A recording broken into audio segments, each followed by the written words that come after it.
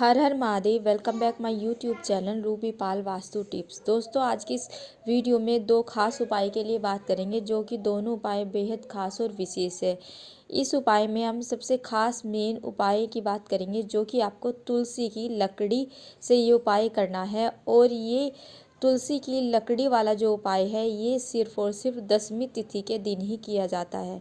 कार्तिक मास में 10वीं तिथि जितनी भी आती है, उस दिन ये उपाय आप करते हैं तो आपके घर में कभी भी धन संपदा की कमी नहीं आएगी। तो इस वीडियो में आप लोग बने रहिए और अच्छे से समझिए कि तुलसी की लकड़ी वाला उपाय आपको किस प्रकार करना है। जैसे कि आप सभी जानते हैं कि कार्तिक मास का पवित्र महीना चल रहा है, और इस महीने में दीपदान यानी दीपक जलाने का बहुत बड़ा महत्व होता है। इस महीने में यदि कोई व्यक्ति दीपदान करता है तो उसका बहुत ज़्यादा और लाखों करोड़ों गुना उसको पुण्य मिलता है। तो इस कार्तिक मास के महीने में आप लोगों को इस बात का विशेष ध्यान रखना है। और तुलसी पूजा का भी बहुत ज़्यादा विशेष महत्व होता है। तुलसी शाम के समय और सुबह के समय आपको एक दीपक तुलसा माता के समक्ष अवश्य जलाना चाहिए। पूरे कार्तिक मास के महीने में तो आपको जलाना ही चाहिए। और जितना ज़्यादा हो सके इस कार्तिक मास के महीने में तुलसी माता की आरती कीजिए, पूजा कीजिए, अर्चना कीजिए। और जितना ज़्यादा से ज़्यादा हो सके आपको तुलसी माता के समक्ष भगवान विष्णु ओम नमो भगवते वासुदेवाय मंत्र का जाप करना चाहिए। यदि आप इस कार्तिक मास के महीने में तुलसी माता के पास बैठकर ओम नमो भगवते वासुदेवाय बोलते हुए जाप करते हो, तो भगवान विष्णु की और माता तुलसी की कृपा से आपकी सारी विशेष पूरी हो जाती है कार्तिक मास के महीने में। ठीक है, अब बात करते हैं जो मैंने स्टार्टिंग के वीडियो में बताया, दो खास विशेष उपाय की। तो चलिए दोस्तों, चलते हैं पहले उपाय की तरफ, जो कि पहला उपाय आपको तुलसी की लकड़ी से करना है। तो इस उपाय के लिए आपको तुलसी की सूखी हुई लकड़ी की छोटा सा पार्ट लेना है। छोटी सी तुलसा की लकड़ी का हिस्सा ले लेना है, छोटा सा टुकड़ा ले लेना है। ठीक है, यदि आपकी ऐसी प्रॉब्लम है कि आपके घर में मतलब सूखी हुई लकड़ी नहीं है, तो थोड़ी सी छोटा सा पार्ट आपको मतलब तुलसी का तोड़ लेना है, उसकी लकड़ी का छोटा सा। और वो गीली रहेगी तो जलेगी नहीं, क्योंकि इसकी हमें जलानी, इसको प्रज्वलित करनी है। तो आपको क्या करना है, इस तुलसी की लकड़ी पर आपको क्या है, या तो आप कॉटन यानी रुई लपेट लेंगे, ठीक है, नहीं तो आप कलयुआ लपेट लेंगे। और इस लकड़ी को आपको घी में डुबो लेनी है। लेकिन आपको गाय का घी ही इस उपाय के लिए यूज़ करना है, कोई अन्य घी आपको यूज़ नहीं करना है। ठीक है, इस तरह से आपको ये गाय के घी में डुबो कर रख लेनी है। इसके बाद आपको दूसरी चीज़ क्या लेनी है, आपको लेना है एक मिट्टी का दिया। ठीक है, और मिट्टी का दिया लेकर आपको क्या करना है, इस मिट्टी के दिए में आपको गाय का घी ही भरना है। ठीक है, गाय के घी भरने के बाद इस दिए के अंदर आपने जो घी के अंदर तुलसी की लकड़ी डुबोई थी ना, वो आपको इसमें रख देना है। ठीक है, उसके ऊपर थोड़ा सा कपूर डाल देना है, ताकि ये जब हम ये तुलसा की लकड़ी प्रज्वलित करें तो ये अच्छी तरह से बर्न हो जाए यानी जल जाए। ठीक है, तो शाम के समय यानी प्रदोष काल में जब आप शाम की पूजा करते हैं ना, तो इसी तुलसी की लकड़ी से 10वीं तिथि के दिन आपको भगवान श्री हरि की, भगवान श्री विष्णु की आरती उतारनी है। ठीक है, जैसे कि आप सभी जानते हैं भगवान वासुदेव को, भगवान श्री हरि को तुलसी बहुत ज़्यादा पसंद है। ठीक है, उनको तुलसी जो माता है बहुत ज़्यादा प्रिय है। ठीक है, तो यदि आप कार्तिक मास के 10वीं तिथि के दिन माता तुलसी की लकड़ी से भगवान विष्णु की आरती करते हैं, तो वो बहुत ज़्यादा खुश होते हैं, प्रसन्न होते हैं, आपकी कृपा उन पर बरसती है। और भगवान विष्णु की कृपा के साथ साथ आपको माता लक्ष्मी का भी आशीर्वाद मिलता है, माता तुलसी का आशीर्वाद मिलता है।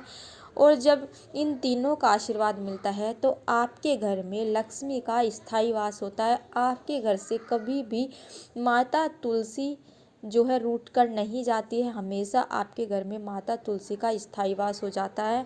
और आपके घर में कभी भी धन संपदा की किसी भी प्रकार की आर्थिक मुसीबतें, आर्थिक संकट नहीं आता है। तो बहुत ही खास और विशेष उपाय है जो कि आपको दसवीं तिथि के दिन करना है। और ये कार्तिक मास की जितनी भी दसवीं तिथि पड़ती है उन सब में ये उपाय आपको तुलसी की लकड़ी वाला उपाय जरूर करना चाहिए। ये उपाय करने से आपके घर में बरकत होगी, धन संपदा बढ़ती ही चली जाएगी और व्यापार में आपकी वृद्धि होगी। यदि नौकरी करते हैं तो नौकरी में पदोन्नति होगी। बहुत ही प्यारा सा सुंदर से ये उपाय है। तो चलिए दोस्तों, ये हुआ पहला उपाय। अब बात करते हैं दूसरे उपाय की। दूसरा उपाय भी आपको दसवीं तिथि के दिन ही करना है। ये उपाय क्यों करना चाहिए, इसका क्या बेनिफिट है? यदि आपके घर में कोई ऐसा व्यक्ति है जो बहुत ज़्यादा गुस्सा करता है, या कोई ऐसा व्यक्ति है जो घर में ड्रिंक करता है, आप उसकी इस आदत से बहुत ज़्यादा परेशान आ चुके हो, या बहुत ज़्यादा गुस्सा करता है, हर बात में चिड़चिड़ करता है, बहुत ज़्यादा चिड़चिड़ा रहता है, तो ये उपाय उसके लिए आपको ज़रूर करना चाहिए। एक बेलपत्र से आपको ये उपाय करना है और दसवीं तिथि के दिन बेलपत्र का ये उपाय करने से उस व्यक्ति के जो स्वभाव है, जो बिहेव है, उसमें चेंज आएगा और जो उसकी बुरी आदत है उसमें भी आपको सुधार देखने को मिलेगा। तो बहुत ही सुंदर सा प्यारा ये उपाय है। पूज्य श्री महाराज की ही कथा से सुनकर ये उपाय मैं आप लोगों को काफ़ी अच्छे से समझाने का पूरा प्रयास करूँगी। ठीक है, तो चलिए जान लेते हैं ये उपाय आपको किस प्रकार करना है। ये उपाय करने के लिए सबसे पहले आपको क्या लेना है, एक तांबे का लोटा लेना है। इस तांबे के लोटे में आपको शुद्ध जल भरना है और वो शुद्ध जल आपको अपने घर की किचन से ही भरना है। इसके बाद जो आपको दूसरी नेक्स्ट चीज़ लेनी है वो आपको सिर्फ और सिर्फ एक बेलपत्र लेना है। एक बेलपत्र आपको बिल्कुल साफ सुथरा लेना है, कहीं से भी कटा हुआ नहीं होना चाहिए, खंडित नहीं होना चाहिए। ठीक है, ये दोनों चीज़ें लेकर आपको कहाँ जाना है, महादेव के शिवलिंग के पास ये दोनों चीज़ लेकर आपको पहुँच जाना है। तो महादेव के शिवलिंग के पास पहुंचकर सबसे पहले आपको क्या करना है, जो आपके पास एक बेलपत्र है ना, ठीक है, श्री शिवाय नमस्तुभ्यम बोलते हुए वो एक बेलपत्र आपको महादेव के शिवलिंग पर अर्पित कर देनी है। ठीक है, इसके बाद आपको क्या करना है, जो जिस भी व्यक्ति बहुत ज़्यादा गुस्सा करता है जो आपके घर में या ड्रिंक करता है, उसका नाम और गोत्र बोलकर आपको पूरा जल जहाँ पर आपने बेलपत्र अर्पित किए ना, वो पूरा जल आपको महादेव के शिवलिंग पर अर्पित कर देना है। इतना करने के बाद जो जल जलाधारी से नीचे की तरफ आएगा ना, वो थोड़ा सा जल आपको किसी पात्र में इकट्ठा कर लेना है।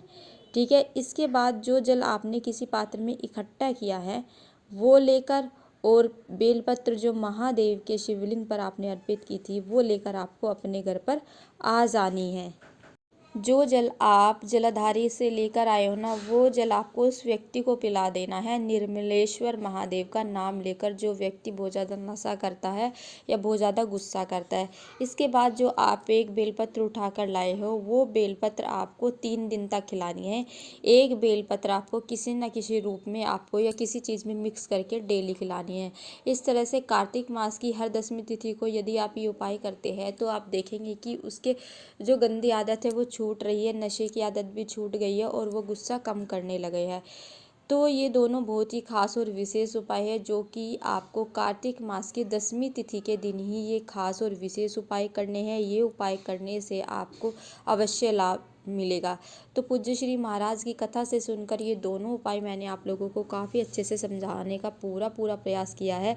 तो दोस्तों, यदि आप चाहते हैं कि रेगुलर आप लोगों को इस तरह की वीडियो, इस तरह के उपाय मिलते रहे, तो चैनल को सब्सक्राइब करें, वीडियो को लाइक एंड शेयर करें। कमेंट बॉक्स में किसी भी भगवान का प्यारा सा नाम जरूर लिखें। हर हर महादेव।